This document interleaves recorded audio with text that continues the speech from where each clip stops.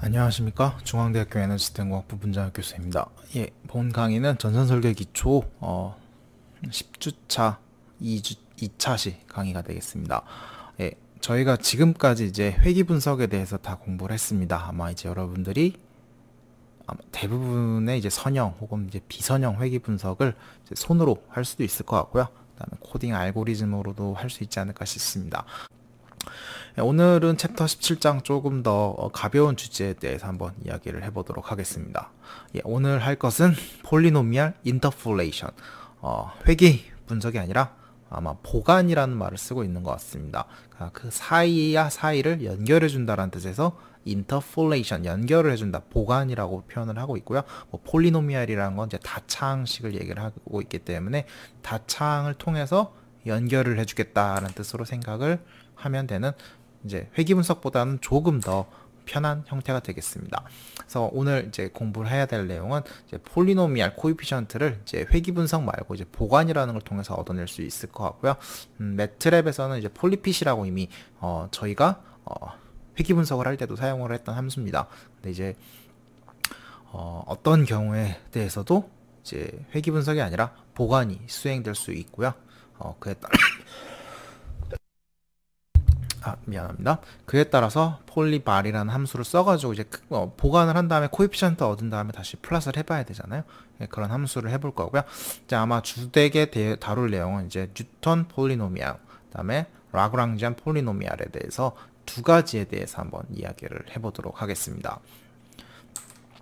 먼저 보관이라고 하시게 되면은 보시는 것처럼 유체역학들 하시죠. 화이트 책에 보시게 되면은 1999년도에 이런 데이터가 있습니다. 온도에 따라서 덴시티라든지 점성계수, 비스코시티라든지 혹은 동점성계수라고 하는 다이나믹 비스코시티 코에피션트라는 게 연력학 책을 보신다든지 혹은 유체역학 책을 보신다라도 뒤쪽에 보시면 이런 표로 되어 있는 경우들이 많이 있습니다. 근데 이제 여러분들 이런 표가 있으면은 그에 해당하는 온도에서 그때 해당하는 덴시티라든지 비스코시티 코에피션트를 갖다가 사용을 하시면 됩니다. 근데 아쉽게도 어떤 경우가 있죠?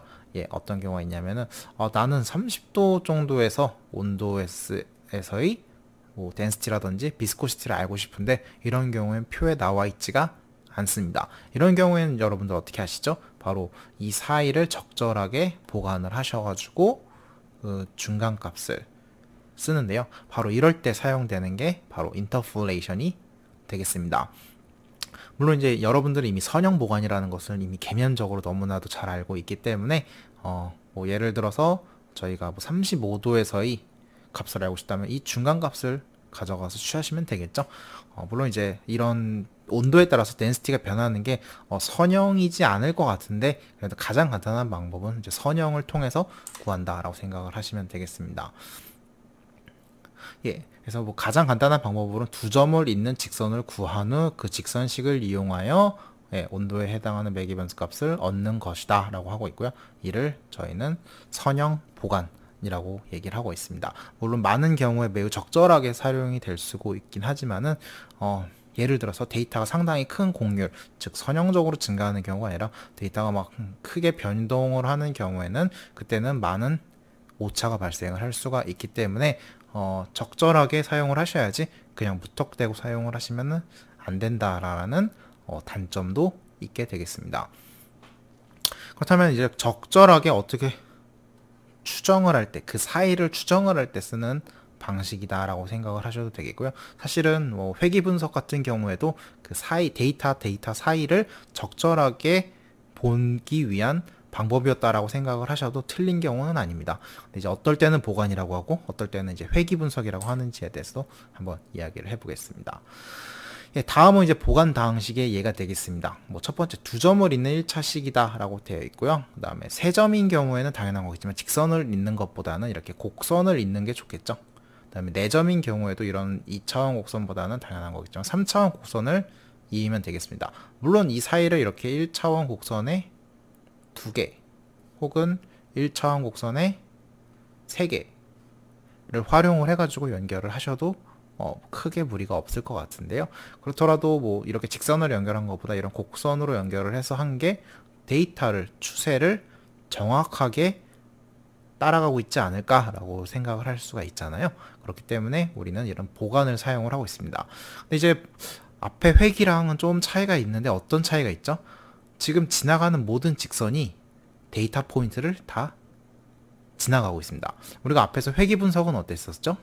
데이터 포인트랑 우리 모델의 직선이라든지 혹은 곡선들이 데이터 포인트 위를 정확하게 지나가지 않았었습니다. 근데 이제 보관이라고 하는 애들은 보시면 아시겠지만은 모든 데이터 포인트 위를 이 보관선이 보관 모델이 다 데이터 포인트 위를 지나가고 있습니다. 그래서 그렇다면 이제 저희가 이런 거를 결정하는 건 어렵지가 않습니다. 예를 들어서 데이터 포인트가 3개가 있으면은 당연한 거겠지만은 2차 항으로 연결을 해야지 되지 않을까라는 것을 쉽게 생각을 할 수가 있을 것 같고요. 그때 P1, P2, P3라는 3개의 코에피션트를 찾아오셔야 될 것 같습니다. 언노운 코에피션트가 3개니까 식이 3개 필요하다라는 건 너무나 쉽게 알고 있고요. 그렇기 때문에 총 3개의 데이터 포인트가 있어야지 3개의 언노운 코에피션트를 구할 수 있지 않을까라고 생각할 수 있습니다. 즉 x에다가 300을 넣어주고서는 정리된 식에다가 그때 해당하는 0.616이라는 값으로 식을 하나 세워주시면 되겠고요. 두 번째도 400을 넣으시고 그때 해당하는 0.525, 그 다음에 500을 넣어주시고 그에 해당하는 0.457이라는 값을 이렇게 정리를 해주시면 될 것 같고요. 자세하게 보니까 어때요? 선형 연립방정식이 구성이 되죠. 그렇기 때문에 당연한 거겠지만 매트릭스의 형태로 갖다가 치환을 해주셔서 이제 저희가 문제를 푸는 데 있어서 어려운 거는 없겠죠. 근데 이제 여기 보니까 조금 어떤가요? 피보팅 하는 거에 형열의 값이 되게 크다라는 게 있어서 사실 이렇게 값이 큰 거랑 작은 열이 같이 있으면 사실 매트릭스가 그다지 좋은 매트릭스는 아닙니다. 물론 이렇게 3x3이고 여러분들이 아날리틱하게 손으로 풀 수 있기 때문에 큰 문제는 없지만은 만약에 매트릭스 사이즈가 조금 더 컸었다 라고 하거나 혹은 저 수치 오차가 컴퓨터가 핸들할 때 뉴메리컬 에러를 도출할 수 있는 정도의 사이즈가 되면은 오차가 조금 쌓일 수 있는 그다지 좋은 형태의 매트릭스는 아닙니다. 그렇다면 저희가 어떻게 해야 되죠? 풀어야겠죠? 계산기를 통해서 풀어도 되고요. 저는 매트랩으로 해서 해를 구해봤으면 다음과 같이 P1, P2, P3가 나오고 그에 해당하는 P1 값과 P2 값과 P3 값을 넣어주시게 되면은 저희가 다음과 같은 2차 보관을 구할 수가 있었고요. 그 다음에 저희가 데이터 값을 갖다가 300도에서 400도, 500도에 대해서 데이터를 얻었다면은 난 350도가 궁금하다라고 하면은 이렇게 보관된 함수에다 350을 넣어가지고 그때 해당하는 dom정선계수 0.567을 얻어낼 수가 있다라는 방법이 되겠습니다. 이런 보관 방법들은 이제 아주 잘 돼 있고요. 근데 이제 제가 앞에서 살짝 얘기를 했지만은 사실 반더 모드 매트릭스라고 해서 매우 불량한 형태의 조건이다라고도 좀 표현을 하고 있습니다. 즉 사실 여러분들이 이제 폴리노미알 인터폴레이션을 수행을 하시게 되면은 대부분의 다음과 같은 관계식을 갖춰서 매트릭스가 구성이 될 텐데요. 이때는 사실 그다지 좋은 매트릭스의 형태는 아니다. 이 모양을 보니까 어때요? 만약에 저희가 x의 4제곱, x의 세제곱, x제곱, x 상수항 이렇게까지 하면 여기 매트릭스가 3제곱, 4제곱으로 늘어날 것 같고요. 그 다음에 개수가 하나, 둘, 셋, 넷, 5개가 필요하니까 P4, P5가 필요하니까 여기가 좀 더 늘어나겠죠? 점점점 일일이 더 늘어나면서 매트릭스 사이즈가 커질 텐데요. 어때요? 점점 컨디션이 안 좋아지는 매트릭스가 작용을 합니다. 그리고 제가 여기서 이제 300, 400, 500이라는 값을 넣었는데 만약에 그 값이 1000, 2000, 3000 이러면 10의 4제곱, 10의 6제곱 이런 것이 커지면 사실 오더 오브 매그니튜드가 너무 차이가 크죠. 그렇기 때문에 우리가 가우시 엘리미네이션 같은 거 수행을 하시게 되면은 너무 큰 값으로 나눠지셔도 소수점으로 너무 작은 값이 나오고 또 반대로 너무 큰 걸 너무 작은 걸로 나눠줬을 때는 값의 변화가 거의 없게 되는 그런 문제점들을 띠고 있습니다. 그래서 이제 어떻게 보면 되게 좋은 형태는 아니다라는 걸 알 수 있고요. 그 다음에 이제 더 하나 기억을 해주셨으면 하는 것은 이제 매트랩에서 매트랩이 아니고요. 저희가 보관이라고 하는 것은 어떤가요? 지금 모든 데이터가 있으면은 그 데이터 포인트를 다 이렇게 지나가 주셔야지만이 이게 보관이 되겠습니다. 즉 데이터 개수가 정해지면은 그걸 보관을 해야 되는 폴리노미알 다항식의 개수가 정해질 수밖에 없다가 되겠습니다. 저희는 사실 이런 데이터를 가지면 꼭 이렇게 구불구불하게 데이터를 봐야 되냐? 난 아닌 것 같은데, 야, 이런 회귀를 따라가는 것 같아. 다음 데이터는 이런 것도 할 수 있잖아요. 즉 회귀 분석은 사실은 이건 상수 1차항 y는 ax 플러스 b이기 때문에 언논 코에피션트가 두 개 있습니다. 그래서 에러를 가지고 있고 그 에러를 최소화하는 방식으로 했고요. 이런 폴리노미얼 이퀘이션은 아무리 봐도 3차항이죠. 즉 ax제곱 세제곱 더하기 bx제곱 cx 더하기 d고요. 이때는 4개의 언논 코에피션트가 되는데요. 어떤가요? 데이터 포인트가 4개였기 때문에 언논 코에피션트가 4개까지 허용이 돼서 그거의 차수는 언논 코에피션트 빼기 하나인 3차 다항식이 정해져 있게 되겠습니다. 즉 내가 보관을 하겠다라고 하면은 데이터의 개수만큼의 하나가 빠진 숫자만큼의 폴리노미알 다항식을 구성을 해줘야 된다라는 점이 있고요. 그 다음에 데이터 개수가 회귀 분석은 데이터 개수가 아무리 많아도 내가 저 추세선을 따라가게 하기 위한 모델을 찾겠다 하면은 개수를 상관이 없게 되겠습니다. 즉 데이터의 점의 개수랑 개수의 개수, 그러니까 즉 차원이 하나 좀 증가한 거죠. 개수라는 거는 그거의 계속 서로 같으면 무조건 보관이 수행이 될 거고요.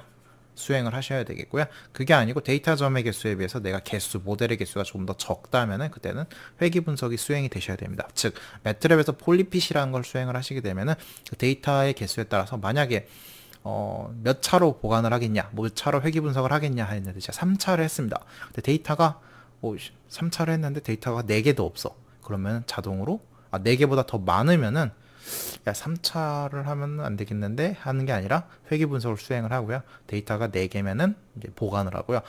문제는 4개보다 적으면 어떻게 되냐면은 에러를 토해내 주거나 아니면 어거지로 해주는데 문제가 많을 거다라는 경고 메시지를 갖다가 토해내 주고 있습니다. 데이터 개수가 적어도 회귀 분석이 안 되지는 않습니다.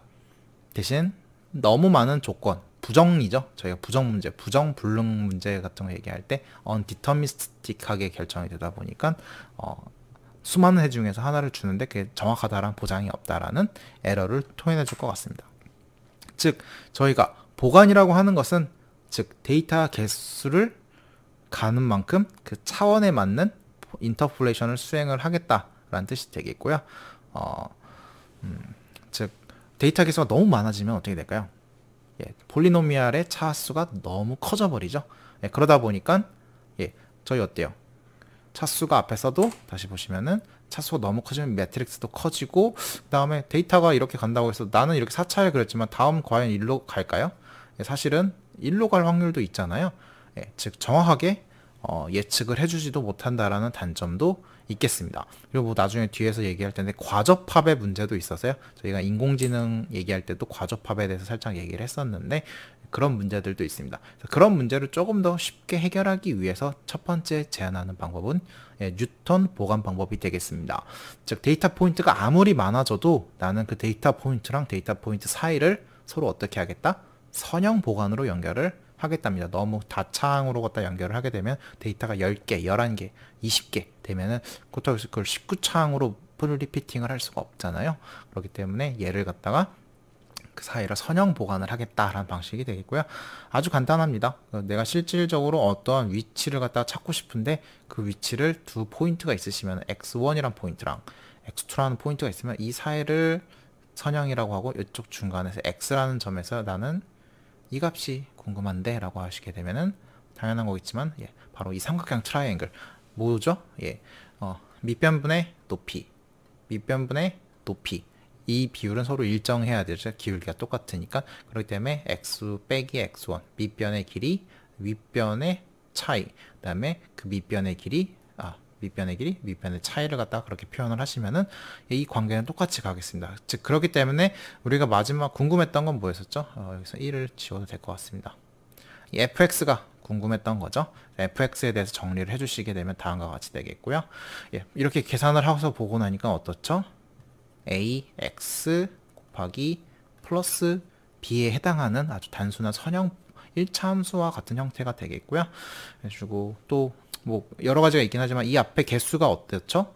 두 점 사이의 기울기죠. 그렇기 때문에 1차 도함수의 유한 제차분 근사값이다 라고 표현을 하는데, 뭐 영어로는 finite하게 유한하게 difference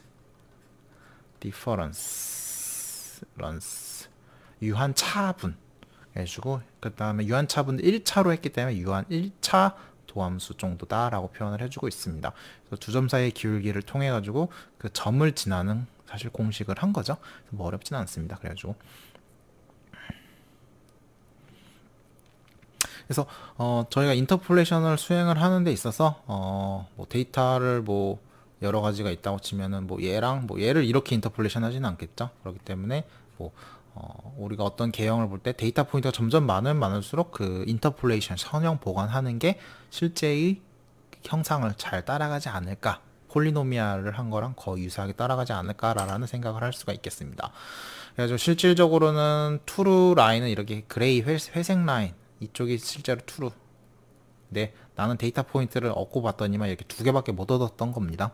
그런데 이 사이에 이런 관계를 따라갈 텐데 뭐 어쩔 수 없는 거죠. 그래서 선형 보관을 했더니만 나는 이 위치에서 값이 x가 2일 때, x가 이 정도 위치일 때 얼마를 갖는지가 궁금했는데 사실 어떠죠? 여기 있어야 되기 때문에 오차가 크겠죠.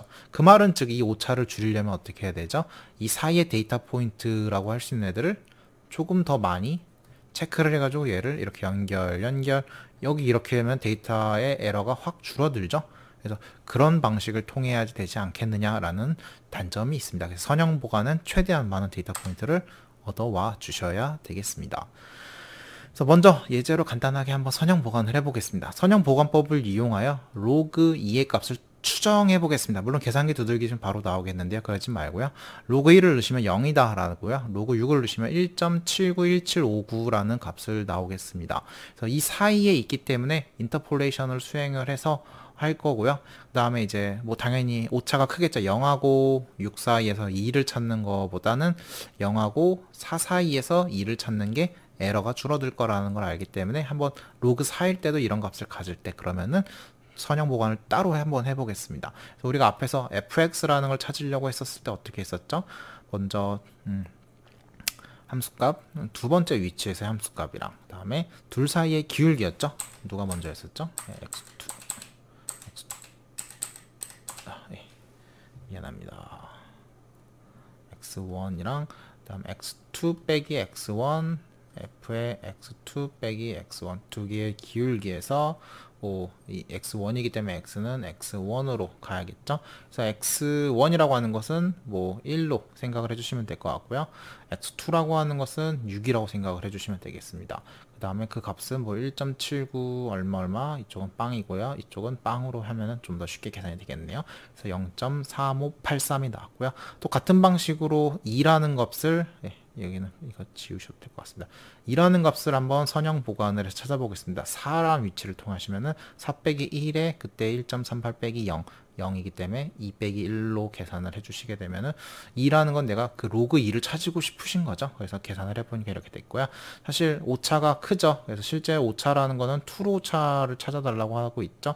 0.6931에서 0.358 뭐 이런 값을 빼주시고 0.6931로 나눠주시면은 뭐 이때의 오차가 뭐 48.3%라고 표현을 하고 있고요. 이때는 어떻게 되죠? 0.6931 빼기 0.4620 0.6931로 해주시면은 이때는 33약 3% 정도의 오차가 있다 라고 표현을 해주고 있겠습니다. 물론 이제 선형 보관은 어떻죠? 데이터 포인트가 많아지더라도 그 사이를 선형으로 연결을 하기 때문에 폴리노미알 하는 거에 비해서 에러가 그 컨디션이 좋습니다. 연결하는 것도 쉽고 계산이 빠르게 될 거고요. 컨디션이 좋다라고 하는 거 아까 우리가 고차 폴리노미알 하니까 여기 뭐 x의 n제곱, x의 n제곱, 뭐 x의 n제곱 이렇게 됐잖아요. 그렇기 때문에 모양이 안 좋아서 이거가 조금 뉴메리컬 에러를 많이 가져갈 수 있다라고도 했었는데요. 그게 아니고 그 사이를 그냥 다 선형으로만 연결하기 때문에 큰 부담 없이 할 수가 있습니다. 물론 데이터 포인트가 많아질수록 그 보관을 해야 되는 횟수는 많아져서 좀 안 좋긴 하지만은 그렇게 그 정도로 많아지면은 폴리노미알 보관 자체도 더 어려워지는 거기 때문에 계산상으로는 큰 이득이 있을 것 같습니다. 역시 선형 보관의 단점은 아쉽게도 데이터 포인트를 했을 때 true 값에서 항상 차이를 보여줄 수가 있게 된다라는 게 큰 단점이 있고요. 그렇다면 이것을 해결하기 위해서 그래도 그 사이를 갖다가 1차로 연결하는 거 좀 그렇지 않냐? 적어도 2차로 한번 해보자 라고 했습니다. 2차 보관법이기 때문에 데이터는 총 몇 개가 필요하죠? 3개의 데이터 포인트가 필요합니다. 그래서 3개의 데이터 포인트가 있는데요. 사실 적어도 3개의 데이터 포인트를 이렇게 연결을 하고요. 물론 다음은 어떻게 되죠? 다음 3개를 갖다가 써가지고 선형 2차 폴리노미알을 이렇게 연결을 해가지고 하고 있고요. 뭐 그게 아니고 뭐 이쪽 나는 네모끼리 3개 데이터를 이렇게 해서 뭐 이렇게 해서 선 네모 이런 식으로 따로따로 하시는 분들도 있는데요. 사실 데이터 주변에 있는 데이터 포인트, 즉 내가 근접하게 있는 것들에서의 3개를 선택을 해가지고 보관을 해가지고 그 사이를 예측을 한다라고 좀 보시면 되겠습니다. 2차는 사실 여기 2라고 하는 게 2차인데 사실 위에 적혀 있었으면 좀 좋았을 것 같은데 이것도 뭐 신경 쓰지 마시고 지워보겠습니다. 그렇다면 어떻게 해야 될까요? 2차는 똑같이 2차 함수인데요. 뭐 여러 가지 방법이 있긴 하지만은 이런 식으로 표현을 하셔도 되겠고요. 아니면은 x1이라는 점을 지났었을 때 x1과 x2라는 점을 지났었을 때 라는 이런 식으로 해서 2차 다항식을 갖다가 특정 3점을 지나는 2차 다항식에 대해서 이야기를 해달라고 할 때는 이런 식으로 적어줄 수가 있게 되겠습니다. 그렇게 하시면은 뭐 되게 쉽죠. 그래서 b1이라고 하는 건 어떻게 되죠? x에다가 x1만 넣어주시면 두 항은 0이 되겠고 남는 거는 b1이 되기 때문에 f는 x에다 1 넣었을 때 값. b2라고 하는 것은 어떻게 해야 될까요? 여기는 0이 되면 안 되겠죠. 즉 x에다가 이번에는 x2를 넣어주시게 되면은 여기는 0이 되고 날라가죠. 그 다음에 여기 값은 알고 있으니까 f 빼기 f에다가 x2 넣어준 거랑 이게 f x1 넣은 거니까 빼주고 분모로 나눠주니까 x2 빼기 x1이 되기 때문에 보니까 두 점 사이에 기울기가 나오게 되겠네요. 그쵸? 그 다음에 마지막으로 세 번째는 이제 뭐죠? b1과 b2 다 알았으니까 나머지는 x에다가 x3 넣어주시고서 풀어주셔야겠죠. 그래서 여기다가 넣었으니까 f의 x3가 된 거고 나머지들 다 여기도 x3 넣어주시고 x3 넣어주시고 x3 넣어주시니까 나는 b3가 궁금합니다. 다 넘겨서 계산을 좀 해봤더니만은 보시면 어떻게 되냐면은 이쪽 뭉쳐서 나가시면 이렇게 기울기, 이쪽도 기울기가 되게, 이쪽도 뭔가 기울기가 되는데요. 두 점 사이 x2랑 x3 사이의 기울기, x1과 x2 사이의 기울기, 그리고 그걸 최종적으로 x3-x1으로 나눠주시면서 두 점 사이의 기울기의 기울기니까 뭐냐면 바로 2차 공률에 대해서, 2차 도함수에 대해서 이야기를 해주는 게 B3가 되겠습니다. 그래가지고 즉 이런 값을 통해 가지고 유한체 차분을 수행을 하는 거랑 비슷하구나 라는 것을 조금 가지고 가시면 좋을 것 같습니다. 그래가지고 앞에서 예제를 갖다가 한번 똑같이 해보겠습니다. 그래가지고 1이랑 4랑 6이라는 값을 줬을 때 로그 2의 값을 추정을 해보겠습니다. 그래서 아까 우리가 로그 1일 때는 0이라고 했었고요. 로그 4일 때는 0.1386, 로그 6일 때는 0.17917이라는 걸 알고 있었습니다. 그때 해당했을 때 b1이라는 것은 x에다가 1 넣었을 때 이 값이기 때문에 1 넣었던 게 0이라고 하니까 b1은 그대로 0이 됐고요. 그 다음에 x에다가 x2를 넣었을 때 기울기인데 두 점 사이의 기울기 4 빼기 1 빼기 1 fx2 넣은 거랑 x 1 넣은 거기 때문에 나오겠고요. 그 다음에 이쪽은 계산이 한번 되어 있기 때문에 이쪽만은 계산하시면 되겠습니다. x3랑 x2 뺀 거고요. 여기는 함수 f의 x3 값이랑 x2 값을 넣어가지고 빼주신 거가 되겠습니다. 그래서 계산을 해보시면 다음과 같이 되겠고, 그래서 각각 0, 0.46, 마이너스 0.51 해가지고 계산을 수행을 하시면 여기다 이제 x에다가 2 넣어주시면은 그때 나오는 것은 0.5684. 아까 30% 한 40%의 오차보다 꽤 많이 줄어드는 것을 확인하실 수가 있게 되겠습니다. 뉴턴 보관 다항식에서의 이제 일반적인 형태는요. 만약에 데이터가 이제 n개를 더 가져갈 수 있다라고 하시게 되면 n-1차 다항식을 당연히 해주셔야 될 것 같고요. 뭐 다음과 같은 형태가 되겠습니다. 예, 사실 이건 폴리노미알 다항식이랑 똑같아지는 건데요. 예, 폴리노미알 다항식에 비해서 뭔가 규칙성이 있죠. 바로 첫 번째 코에피션트는 뭐예요? 그 위치에서의 함수값 그 자체였고요. 두 번째 코에피션트는 뭐였죠? 두 번째 점과 첫 번째 점 사이에 기울기였다고 치고요. 그 다음에 세 번째 점은 뭐였었죠? 예, 얘는 사실은 한 번 미분된 애죠. 그쵸? 그 다음에 B3는 뭐였죠? 한 번 더 미분된 애였던 거죠. 즉 그럼 B의 n이라고 하는 애는 뭐죠? n-1번 미분된 n인데 우리가 문제는 특정 함수의 미분 형태를 찾을 수가 없기 때문에 수치적으로는 두 점 사이의 기울기 차이를 파이나이트하게 찾아오고 있습니다. 유한 제차를 수행을 하고 있습니다. 그래서 그 유한 제차를 수행을 하는 데 있어서 기준은요. 첫 번째 이런 블라켓을 쓰고 있고요. 네, 이렇게 블라켓을 표시를 해주시게 되면은 둘 사이에 x2 빼기 x1 이런 표현을 하고 이걸 만약에 세 점을 갖다 블라켓을 수행을 해주시게 되면은 뭐 당연한 거 이미 저희는 결과를 아니까 적는데 뭐 큰 무리가 없긴 하죠. 빼기 x2 빼기 x1 f의 x2 빼기 f의 x1 이렇게 표현이 되겠고요.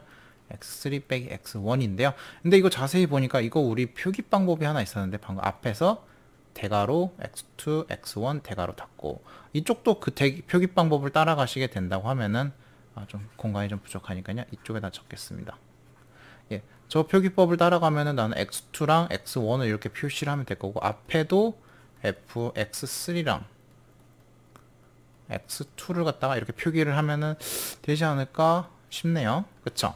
예, 이런 방식으로 표기가 되고요. 예, 그런 방식을 잘 따라가 주신다고 하시게 되면은 사실은 n-1차의 제차라고 구하시게 되면은 그것은 앞에서의 2부터 n까지 1부터 n-1까지의 제차를 따로따로 해주시고 여기는 또 어떻게 돼요? 두 가지로 또 쪼개지죠? 이쪽 쪼개져서 전체의 제차랑 빼기 전체의 제차로 갖다 순차적으로 계속 얻어낼 수가 있겠습니다. 왜 이런 복잡한 방법을 쓰냐면은 바로 컴퓨터는 규칙성이 있는 것을 매우 좋아합니다. 그리고 뉴턴 보관식의 다항은 처음엔 함수값 둘 사이의 제차, 다음에 세 개 사이의 제차, 다음에 n-1 사이의 제차를 갖다 이렇게 계속 순차적으로 표기하게 알고리즘을 적어주시게 되면은 이것을 편안하게 사용을 할 수 있다라는 게 되겠습니다. 그래가지고 뭐 사실 우리가 손으로 풀어야 될 땐 우리는 컴퓨터가 아니다 보니까 그럼 어떻게 푸시냐면요. 각각에 대해서 x, x1, x2, x3, x4에 대해서 함수값을 갖다가 다 나열을 해주신 다음에 각각에 대한 제차를 갖다가 구해주십니다. 이 둘 사이의 기울기는 둘 사이 빼고 이 둘 사이 값을 나눠주시면 이거 나오죠. 물론 같은 방식으로 x2랑 x4 사이에도 차이가 나오시고 이쪽도 나오게 되겠죠. 그렇죠? 이게 값이 나오시면요. 그 다음엔 뭐냐면요. 이 둘 사이의 값을 빼주죠. 빼주고 전체를 누구로 나눠요? 1하고 3으로 나눠주시죠. 그렇죠? 그것만 나눠주시면 이 값이 나올 수가 있죠. 같은 방식으로 이 둘 사이의 차이 빼기 2랑 4의 차이를 빼주시면 이 값이 나올 수가 있고요. 또 마지막으로 둘 사이를 빼주시고 전체 이 x1과 x4의 차이만큼 나눠주시면 이 값이 나올 수가 있잖아요. 즉 여러분들이 아무리 데이터가 많아지더라도 뭐예요?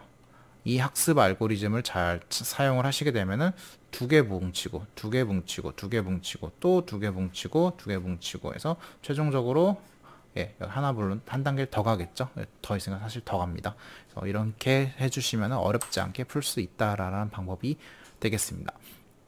3차 뉴턴 보관을 할 거고요. 로그 2를 갖다 추정을 하겠습니다. 그래가지고 먼저 3차 보관을 한다는 소리는 코에피션트가 총 4개가 나와줘야 되겠죠. 그래서 x가 1일 때, 2일 때, 3일 때, 그 다음에 하나 좀 더 추가를 해서 4일 때라는 걸 하나 더 넣겠습니다.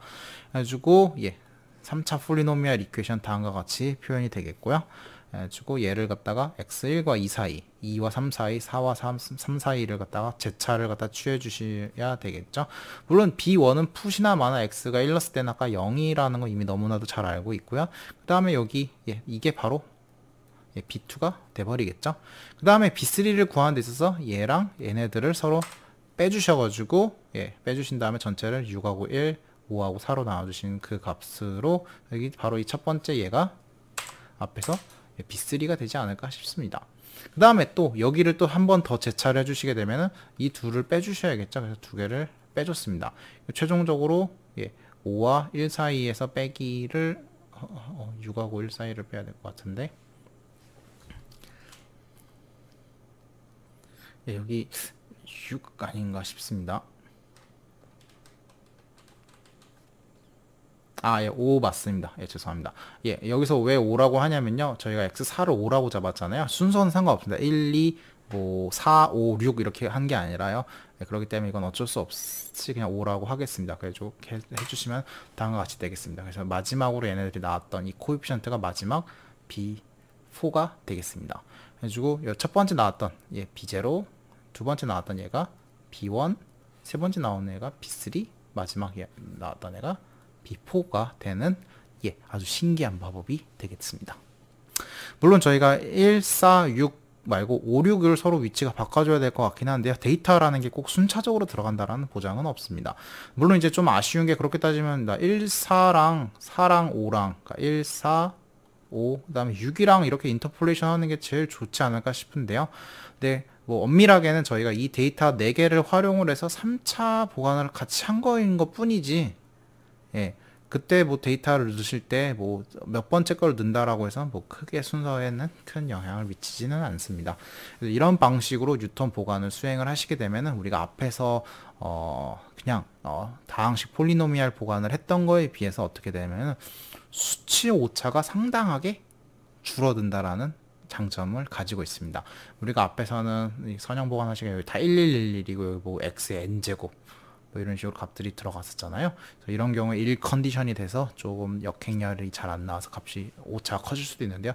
이런 방식으로 수행을 하시게 되면은 아주 선형적으로 인터폴레이션을 해서 그 다음 거에 그 다음 거 물론 오차는 있습니다. 그래도 크게 계산에서도 이득을 얻을 수가 있어서 이런 걸 쓰고 있고요. 코드를 잠깐 들여다 보시게 되면은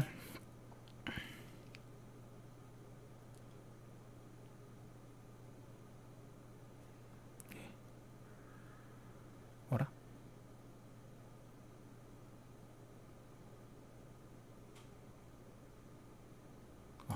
죄송합니다. 코드를 잠깐 들여다 보시게 되면은 뉴트 인트 x랑 y란 데이터를 받아올 거고요.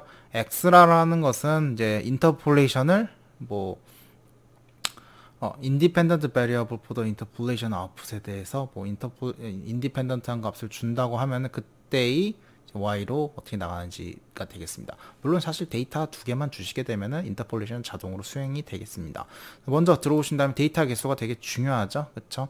그렇기 때문에 데이터 개수랑 그다음에 그 결과 개수가 서로 안 맞으면 에러를 토해내줘서 나가야 되겠고요. 이게 맞다고 하면 이제 뭐예요? 제로스에서 n by n 정도를 넣어주셔야 되는데요.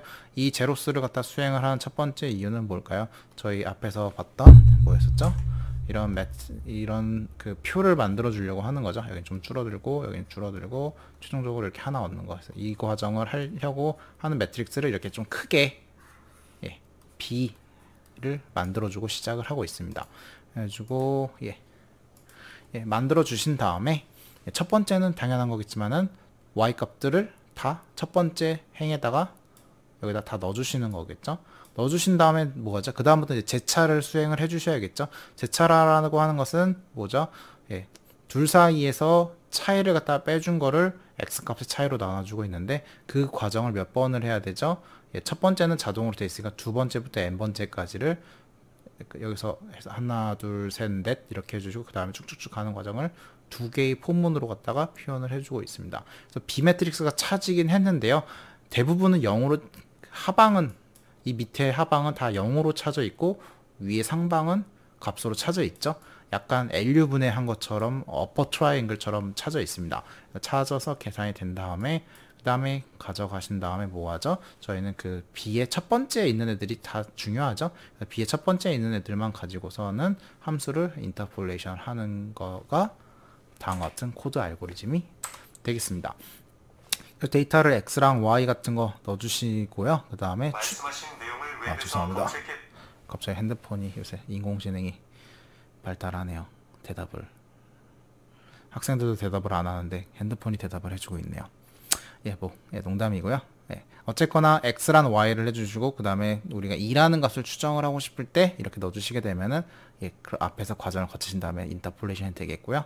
그 다음에 1, 2, 3, 4, 5, 6이라는 6개 점에 대해서 추정을 수행을 하신 다음 추정을 하고 싶어 하는 거죠. 그렇기 때문에 그때 다 해당하는 값을 다 계산을 해보시면은 거의 일치하는 값이 나오는 걸 확인할 수 있습니다. 1 넣었을 때는 0 나오는 건 당연한 거죠.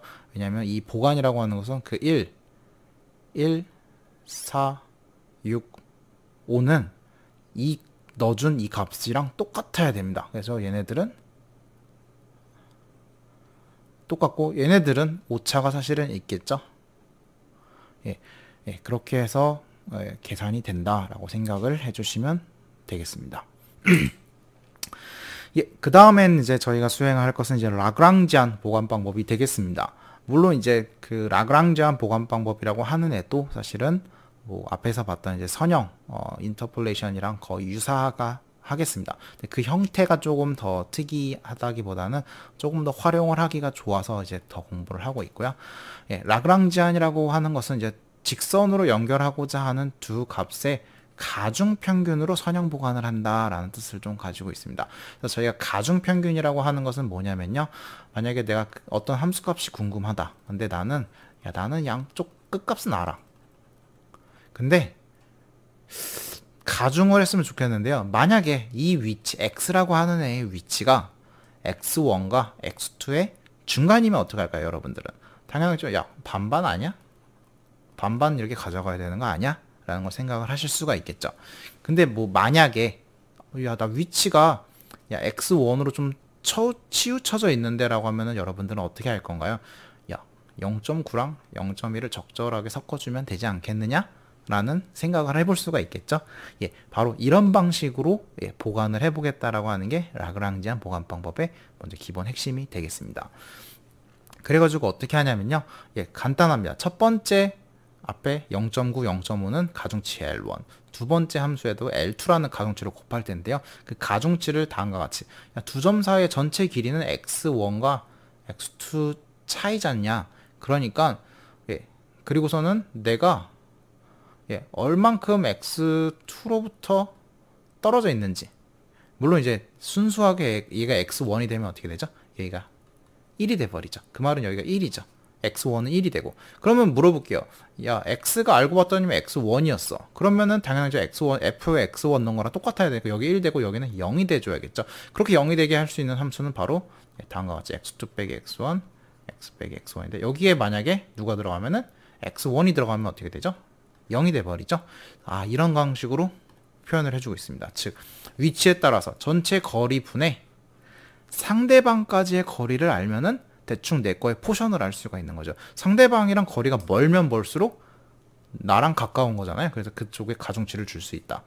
반대로 L2도 상대방이랑 거리를 전체 거리 대비 상대방이랑 거리를 측정을 해서 가져와 보니까 상대방 거 거리가 크면은 내게 짧은 거니까 내 거 값이 가중치가 커지면 되겠죠. 즉 이런 방식으로 가중치를 주는 방법이 라그랑지안 보관 방법이 되겠고요. 저랑 같이 에너지 재료 기초를 들으시는 분들은 페이즈 다이어그램에서 11장 페이즈 다이어그램에서 레버 룰이라는 게 있었죠. 바로 이 레버 룰이 바로 라그랑지안 가중치를 갖다가 사용을 한다라고 생각을 하시면 될 것 같습니다. 즉 함수 1차에 대해서 선형 보관을 한다고 하시면 두 점을 안다고 하시면은 그 사이를 다음과 같은 라그랑지안 인터폴레이션을 통해 가지고 보관을 할 수가 있게 되겠습니다.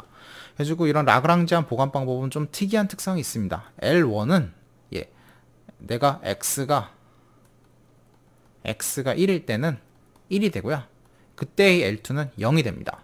근데 x가 x2일 때는요. L1은 0이 되고 L2는 1이 된다라는 서로 상보적인 특징이 있고요.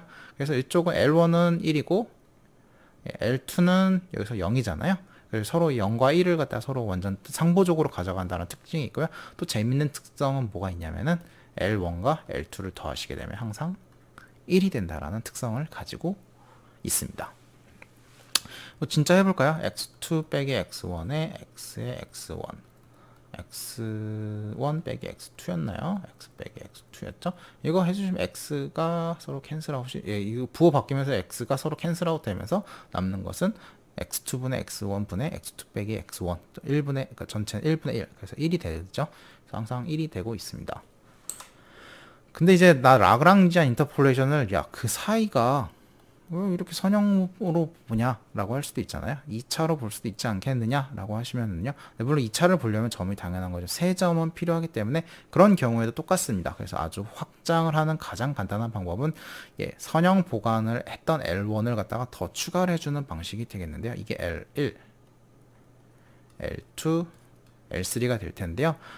이런 걸 어떻게 쉽게 만드냐라고 생각을 하시면요, x에다가 첫 번째 x에다가 x1을 넣어보겠습니다. 그래서 x1을 넣어보시면 어떻게 되냐면은, 당연한 거겠지만 여기는 x1이 딱 되죠. 그쵸? 이 말은 이쪽도 x1이 돼줘야 돼 있죠? 근데 x1은 여기에만 있죠. 여기는 없고, 얘네들은 얼마가 돼야 돼요? 0, 얘네들은 0, 얘네들은 1이 돼야겠죠. 그런 방식을 통해 가지고, 즉 x1 빼기 x2, x 빼기 x3 해주신 것에서 여기다가 x1이 들어가고, 여기 x1 들어가니까 서로 분모 분자 캔슬 돼서 1이 될 수 있겠고요. 여기에 x1이 들어가고 x1이 들어가면 다 자동으로 0이 되죠. 그럼 이 원리를 통하면은 x가 x2일 때는, 그쵸?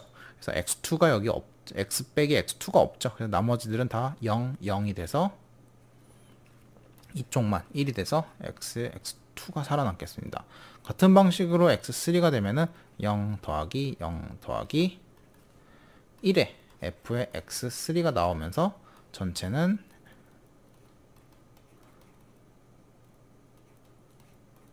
의 형태가 되기 때문에 라그랑지안 인터폴레이션은 다음과 같은 방식으로 아주 쉽게 추가만 해주시면 되겠고요.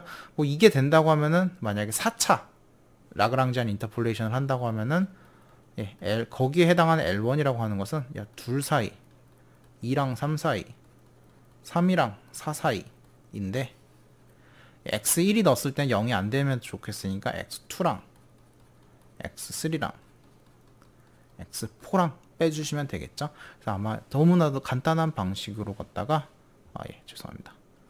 1하고 4네요.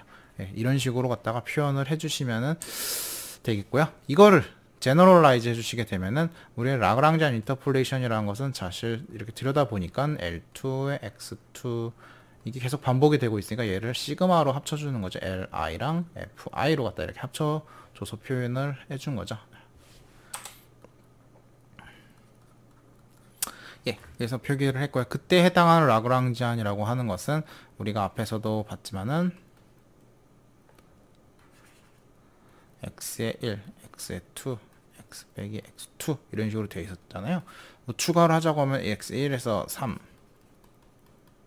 이런 식으로 됐기 때문에 규칙성을 찾아보니까 x의 j, x1의 x의 j가 되어 있었기 때문에 얘를 갖다가 계속 뭔가 계속 곱해주고 있죠. j가 1부터 죄송합니다. 2부터 뭐 3까지였는데 뭐 계속 하면은 여기는 n차까지 늘어날 수가 있고요. 그쵸? 그 다음에 뭐죠? 이걸 좀 제너럴라이즈 하려고 하니까 1부터 적고 싶은데 1이라고 적어 놓고서는 그러면은 1이랑 같지 않을 때만 같지 않는 조건을 더 추가를 해준 것 뿐이죠. 그게 해당할 때 L1이고요. 그래서 이 1이 전체적으로 I 번째가 궁금하면 여기가 I가 변하면서 1이랑 1이 관계 아니라 I랑 J가 서로 같을 때, 즉 같지 않다면은 이렇게 해줘라 라는 거죠. 그것만 빼고 해서 이런 식으로 좀 일반화된 라그랑지안 인터폴레이션이 수행이 되겠습니다. 해주고 뭐 포문으로 갖다가 돌리시면서 이거를 계속 곱해주는데 이 포문 거셔가지고 i랑 j가 똑같을 때는 이 곱하기를 한번 쉬어줘라 라는 조건만 걸어주시게 되면은 뭐 그때 해당하는 라그랑지안 정확하게는 가중치가 되겠습니다. 그 가중치를 구하는 게 어렵지가 않게 되겠습니다. 그래서 라그랑지안 보관을 갖다가 한번 해보겠습니다. 그래서 x가 0일 때, 20일 때, 40일 때 그때 해당하는 값들이 이렇게 있는데요. 뭐 그걸 x 값은 온도라고 생각을 하겠고요. 그때 밀도라는 관계를 가지고 있네요. 그래서 1차 라그랑지안 인터폴레이션을 하시게 되면 두 점이 있기 때문에 1차 두 개를 연결해 가지고 구해 주시면은 되겠고요. 근데 이제 15도를 구하자고 했으니까 이 사이죠. 15도는. 그럼 뭐예요? 1차는 사실은 이 구간에서만 구하시면 되기 때문에 0하고 20 사이, 20하고 0 사이, 그래서 15 넣어주셔서 구해주시면 되겠습니다. 그래가지고 나온 그 값이랑 그 다음에 이제 2차 라그랑지안을 한다는 소리는 3개의 데이터 포인트를 다 써가지고 구한다는 뜻이긴 하죠. 그렇기 때문에 어쩔 수 없이 0하고 20, 0하고 40, 20하고 0, 20하고 40, 40하고 0, 40하고 20을 갖다가 구해주시게 되면 이렇게 나올 거 있습니다. 물론 어떤 게 더 정확하다라고는 사실은 함부로 말하기는 조금은 어렵습니다. 근데 이제 그래도라도 이제 다차가 갈수록 조금 더 정확해지지 않을까라는 걸 생각을 해볼 수가 있겠고요. 예, 코드를 조금 코드를 조금 보시게 되시면 x랑 y 값의 데이터가 나와 주시고, 그때 랭스가 안 맞으면 에러 토해내 주시겠고요. 그 다음에 프로덕트 수행을 할 건데요. 그 프로덕트를 아까 어떻게 하자고 했었죠? 저희가 이제 가중치를 얘기를 했었잖아요. 그래서 그 가중치를 얘기를 하는 첫 번째는 함수값에다가 그 함수값을 기준으로 함수값이랑 곱하기 가중치 L1, L2, L3, L4를 해주셔야 되는데요. L1을 구하는 포문이 되겠습니다. 1부터 n까지 계속 곱하기를 수행을 해줄 건데 i랑 j가 서로 같지 않은 경우에 대해서만 곱하기를 수행을 해줄 겁니다. 그래서 프로덕트 해주는데 함수값은 이미 들어가 있고요. 그 다음에 둘 사이의 기울기 차이를 갖다가 곱해주고 한 번 또 곱해주고 또 곱해주고 또 곱해줘서 즉 L1에다가 함수 fx1을 갖다 해준 거랑 똑같은 게 되겠죠. 그거를 s에다가 추가해 주시면 되겠습니다. 두 번째는 이제 두 번째 2일 때 x2일 때 값을 함수값이랑 L2를 갖다 계속 곱해주는 과정이 되기 때문에 이렇게 보니까 코드가 되게 단순하죠. 되게 어려울 것 같았는데 그래서 이런 식으로 갖다가 계산이 수행이 되고 있구나라는 것을 알면 되겠습니다. 그래가지고 실제로 값을 대입을 해가지고 40, 0, 20, 50을 넣어서 그때 해당하는 값을 통해서 15를 구해주시게 되면은 다음과 같이 density는 1.2가 예측이 돼서 나오게 되겠습니다. 그 다음에는 이제 약간 역보관법이라는 것을 한번 사용을 해보겠습니다. 그래서 역보관법이라고 하는 것은 이제 저희가 역보관 방법이라고 하는 것은 일반적으로는 저희가 뭐 그렇게 고려를 할 필요가 없어서 이번 거는 살짝 넘기고 조금 더 중요한 이제 외삽법과 이제 진동에 대해서 조금 이야기를 한번 해보도록 하겠습니다. 외삽이라고 하는 것은 이제 영어로는 extrapolation이 되겠습니다. 폴레이션. 당연한 거겠지만은 영어로는 interpolation과 조금 대비되는 단어가 되겠는데요. 얘는 뭐 한글말로 하면 내삽 정도가 되겠죠. 외삽이라고 하는 내삽, 저희 이런 거 얘기를 저희가 처음 머신러닝 얘기를 할 때 살짝 얘기를 했었는데요. 저희가 데이터가 있는 거에 대해서 이제 인공지능은 예측을 한다라고 했었잖아요. 근데 자세히 보시면 어때요? 저희가 오늘 배운 이제 보관이라고 하는 것은 어때요? 데이터가 있고 데이터 사이사이를 우리가 모르는 값이지만 예측을 하는 거 아닌가요? 그러니까 즉 예측을 하는 건데 이거 인공지능이랑 똑같은 거잖아요. 우리가 학습의 데이터를 바탕으로 새로운 거를 예측을 하고 있었습니다. 근데 문제는 예측이라는 게 정말 그렇게 쉬운 일인가 하는 건데요. 저희가 인공지능 할 땐 데이터를 너무나도 복잡하게 넣으니까 새로운 데이터를 넣을 때 아무런 거리낌 없이 넣으시는데요. 우리가 지금 수치 데이터를 가서 잠깐 보니까 어때요? 포인트가 3개가 있습니다. 얘를 갖다가 인터폴레이션을 수행을 했습니다. 인터폴레이션을 수행을 했는데 난 데이터가 3개니까 당연한 거겠지만 2차 폴리노미얼 이퀘이션을 가지고 피팅을 합니다. 그렇기 때문에 그 사이사이의 예측치들은 어때요? 에러가 있긴 하지만은 그래도 내가 받아들여 줄 만한 결과를 예측을 해줍니다. 근데 문제는 그 구간을 벗어났습니다. x3를 벗어난 이 위치에서 나는 새로운 x4라는 위치에서 값을 알고 싶은데 그때는 어떻죠? 그 함수를 그대로 따라서 오시게 되면은 이런 값을 예측을 해주는데요. 실제 true 값은 여기까지 하면 안 되겠네요. 그래서 실제로 true 값은 뭐 여기에 있는 거죠. 그럼 뭐예요? 오차가 너무 커지는 거죠.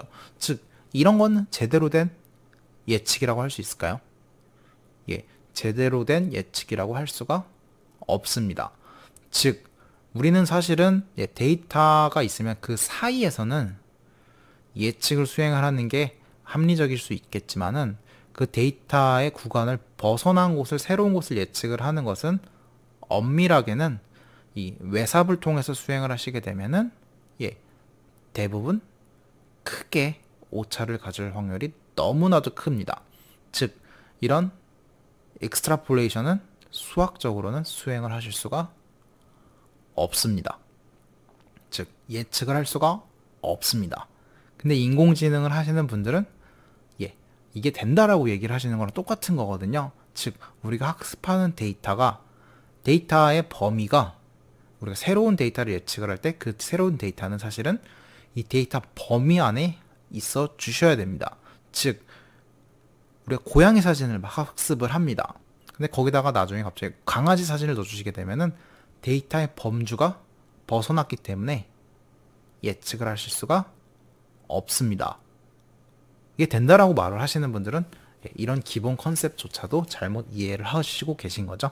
그렇기 때문에 여러분들이 수치 해석을 들으셨으면은 인공지능의 프로스 장점과 콘 단점이 무엇인지에 대해서 충분히 이해를 하실 거라고 생각을 하시고 있고요.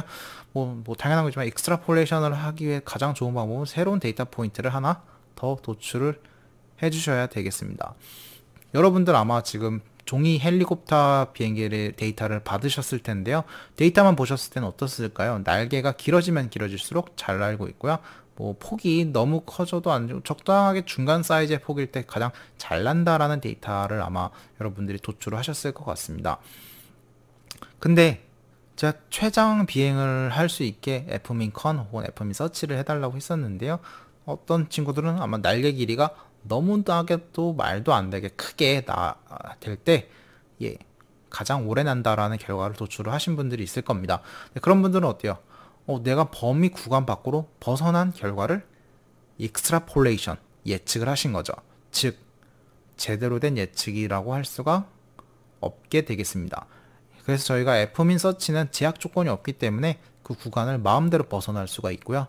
fmin constraint을 통해 가지고 그 제약 조건 안에만 있어라, 즉 구간을 벗어나지 말라라고 했기 때문에 fmin con에서 제한을 해주는 결과가 더 리즈너블 할 수가 있습니다.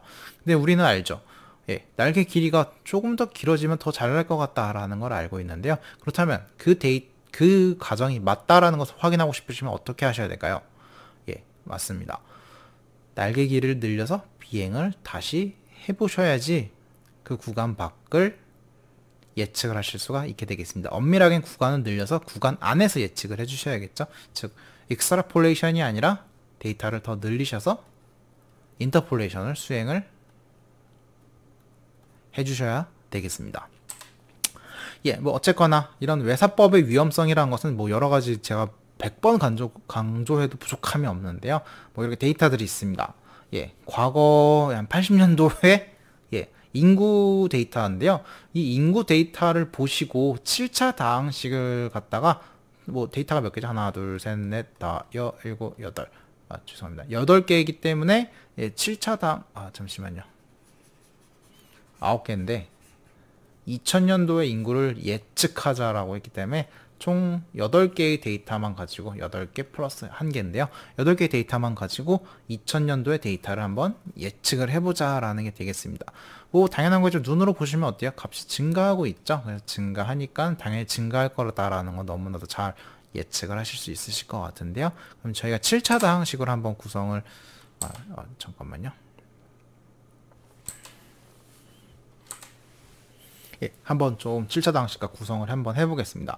그래서 7차 다항식으로 갖다가 폴리핏이라는 걸 써가지고 한번 피팅을 한번 해봤고요. 데이터는 1920년도부터 1990년도까지 이렇게 한번 수행을 해봤습니다. 그래가지고 7차 피팅을 해주시게 되면은 물론 이제 경고가 뜹니다. 이런 매트랩에서 뭐냐면 다항식의 조건수가 나쁩니다. 다른 x 값을 찾는 값을 추가하거나 다항식의 차수를 줄이거나 해주십시오 라고 하고 있는데요. 데이터 포인트가 너무 적은데 값이 뭐 확 튀면 이렇게 매트랩에서 좀 경고를 줍니다. 근데 안 되는 건 아니고요. 근데 이제 어쨌거나 한번 수행을 해주시면은요. 그럼 저희가 폴리핏을 갖다가 폴리핏을 해가지고 저희가 7차를 갖다가 피팅을 해줍니다. 예, 피팅을 해주신 다음에 예, 폴리발이라는 걸 써서 이때는 코에피션트들이 나옵니다. 그래서 코에피션트가 이렇게 나오는데 이 첫 번째 코에피션트는 당연한 거겠지만은 예, P1의 x의 7제곱, 여기는 P2의 x의 6제곱, P3의 x의 5제곱, 4제곱, 3제곱, 2제곱, 1제곱. 이게 x의 1제곱은 표시할 필요고 여기는 P7이라는 상수항이 이렇게 나오는 거니까요. 그때 P1, P2, P3, P7을 갖다 이렇게 벡터로 갖다 표현을 해주시고요. 이거를 갖다가 나는 조금 다시 P를 넣어서 그 코에피션트를 넣어가지고 함수를 구성을 해주고 싶을 때 폴리 밸류에이션, 이밸류에이션이라는 거의 약자가 되겠습니다. 폴리 이밸류에이션을 수행을 해주셔서 그때 해당하는 x 값을 벡터로 넣어주셔도 되고요. 이 값 하나만 넣어주셔도 됩니다. 그래가지고 그 값을 넣어주셔서 플러스를 해주시게 되면은 폴리핏 한 것, 폴리 이밸류에이션을 뭐 1920년부터 2000년도까지 쭉 플러스를 해줘가지고 봤더니만은 빨간색처럼 돼 있고요. 7차형으로 피팅을 하고 나서 보니까 어떻게 맨 마지막에 값이 훅 떨어지고 있죠. 근데 우리는 알고 있죠. 이 값이 여기로 올라가 줘야 된다는 것을. 즉 이렇게 외삽을 수행을 하는 데 있어서 꼭 고차 다항식 피팅 피팅이 정확한 예측을 해줄 거라는 것은 아주 잘못된 거가 되겠습니다. 뭐 예를 들어서 제가 사실 옛날에 한번 이런 걸 했었습니다. 뭐 세계 공기 온도, 요새 지구 온난화가 되게 심각하다고 얘기를 하고 있습니다. 뭐 이번에 트럼프 현 대통령이죠, 아시겠냐? 바이든이 되면서 바이든이 공약이 대통령 임기를 시작하면 파리 기후 협약에 다시 가입을 하겠다라는 말을 했었습니다. 그만큼 이제 기후 온난화에 대한 이슈가 있긴 한데요. 그렇다면은 진짜 기후 온난화가 어떻게 될지에 대해 사람들이 전문가들이 예측을 한 거잖아요. 면 미래에 온도가 올라가면 지구는 절망적인 상태에 빠진다 라고 예측을 했는데 이런 예측은 대체 어떻게 한 걸까요? 그래서 저는 약간 제가 옛날에 한번 이런 걸 했었었는데요. 실제로는 지구의 평균 기온을 갖다가 한번 다 측정을 해봅니다. 그래서 시기에 따라서 어떻게 되는지를 뭐 1880년도, 1881년도에 따라서 평균 데이터를 갖다가 쭉 가져가셔서 이걸 쭉 봤는데요. 그래서 실제 2000년도까지 한 200년 데이터를 갖다 이렇게 플러스를 하시게 되면은 이렇게 가고 있습니다. 여기를 갖다가 뭘로? 추세선이라는 게 있습니다. 엑셀에는 추세선이고요. 저희는 이거를 뭐라고 하죠? 회귀 분석이라고 하죠.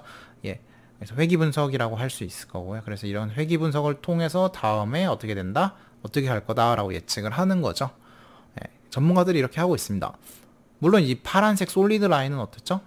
회귀 분석이 아니라 보관을 한 거죠. 근데 다음에 툭 떨어질지 어떻게 아나요? 그쵸?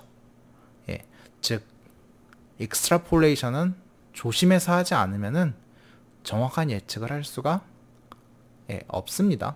근데 이제 사람들은 이제 물론 이제 전문가들이 이렇게 단순하게 세컨 오더 폴리노미알을 리그레션이나 피팅을 하진 않았을 거고요. 근데 이제 어쨌거나 뭐 이런 데이터를 바탕으로 먼 미래를 지금 예측을 하고 있는 거죠. 왜냐면은 어떻게 하죠? 과거 데이터를 바탕으로 했더니만 예측 정확하던데? 그러니까 여기서 여기 해도 다음 거 예측 정확하던데? 그럼 뭐예요? 여기서 이만큼 써서 그 다음 예측을 하더라도 정확할 건데 라고 얘기를 할 수도 있잖아요.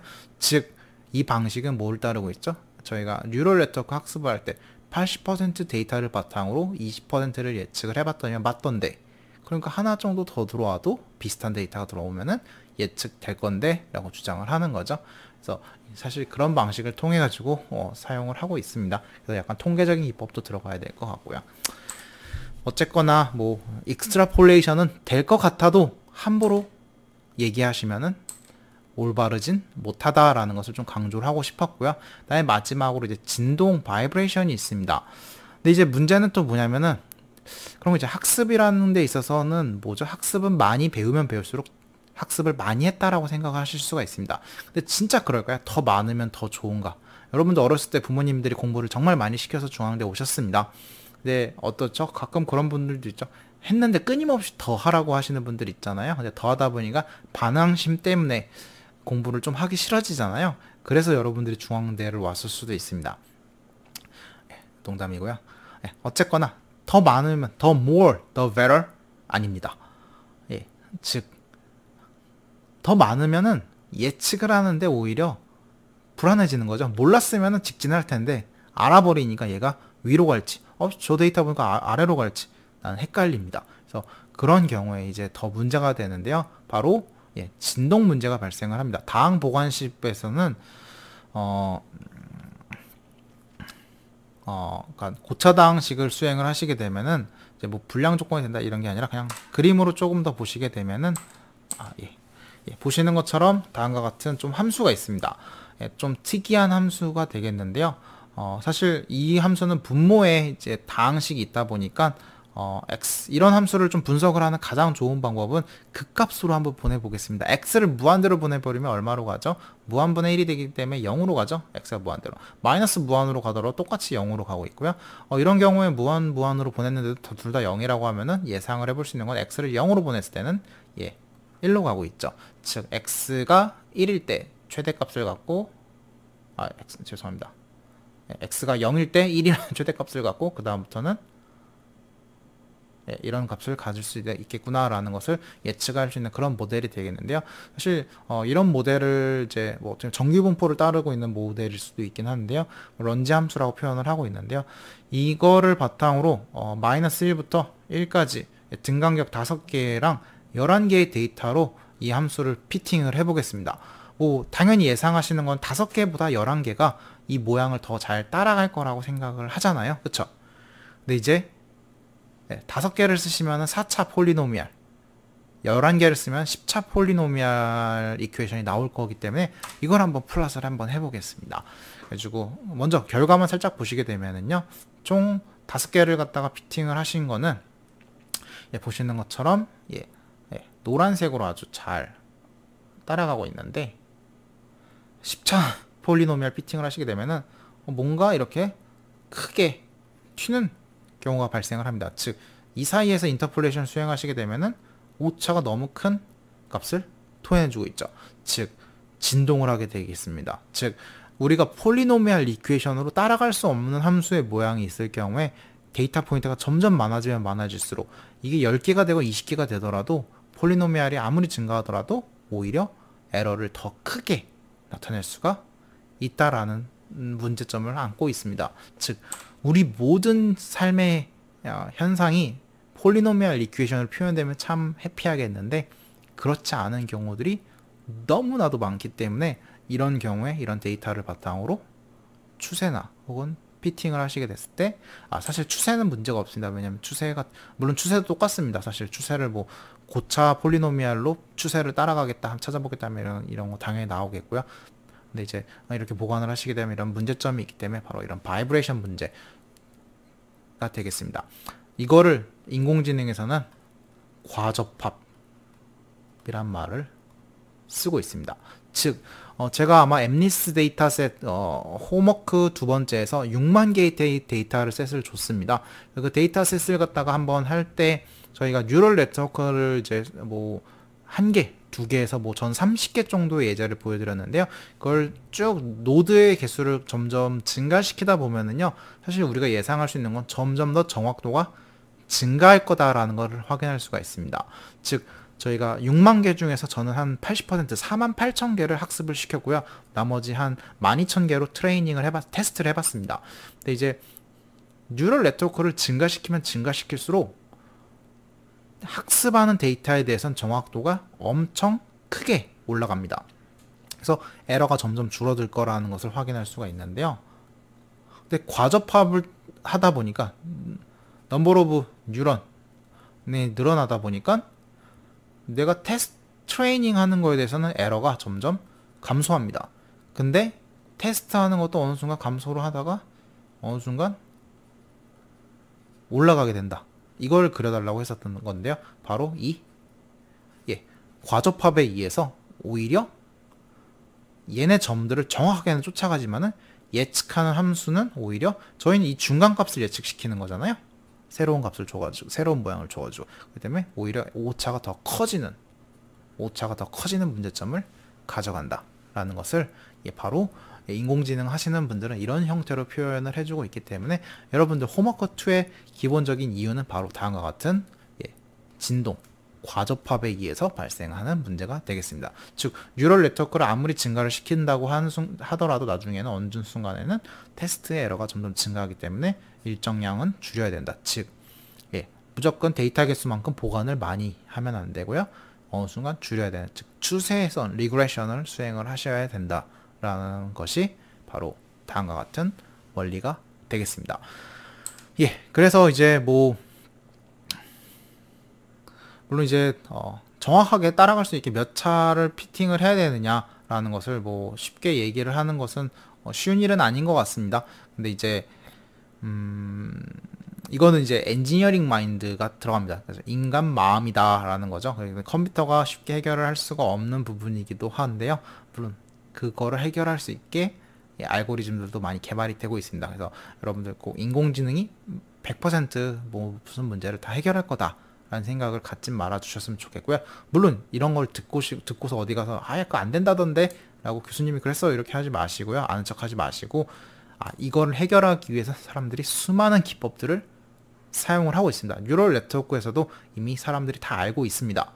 이런 과접합 문제에 따라서 진동 문제가 있어서 간단한 인터폴레이션에 대해서도 에러를 크게 발생을 한다는 걸 알고 있어서 그 부분을 해결하기 위한 드랍 아웃 테크닉이라는 것도 있고요. 반대로 렐루라는 것을 써서 액티베이션 펑션을 컨트롤 한다든지 다른 뉴럴 네트워크의 모양을 잘 조절을 해가지고 그런 과접합 문제를, 즉 진동 문제를 해결하려고 하고 있고요. 또 심지어는 외삽에 대해서도 잘 될 수가 있다라는 여러 가지 기법을 제안을 하고 있습니다. 즉 추세 기법을 잘 쓰는 거죠. 그래서 그런 걸 통해서도 인공지능에서 많은 것을 해결을 하고 있으니까 곧 해결이 되겠구나라는 마인드를 하셔야 되고, 여러분들이 이런 내용을 이해를 하셔야지 그런 분들이 얘기를 하실 때 충분히 이해를 하실 수 있지 않을까 싶습니다. 오늘까지 이제 어떻게 보면 이제 회귀 분석, 그 다음에 인터폴레이션, 보관까지 다 끝냈습니다. 그래서 여러분들은 이제 데이터만 있으시면은 그 데이터를 잘 추종할 수 있는 모델을 찾는 거는 이제 여러분들이 하실 수 있으실 거라고 생각을 하고 있고요. 그렇기 때문에 여기까지가 프로젝트에 관련된 내용이 모두 완결이 되겠습니다. 그래서 아마 다음 시간에서부터는 이제 여러분들이 이제 수치 해석을 배우는 주된 근본 원인인 미분 방정식을 풀 수 있는 이제 여러 가지 기법들에 대해서 좀 더 공부를 할 예정이니까요. 여기까지 조금 빠르게 복습을 하시고 숙제라든지 그 다음에 프로젝트 곧 업로드 해드릴 텐데요. 뒤처지지 않게 잘 따라와 주시면 감사하겠습니다. 모두들 수고하셨습니다.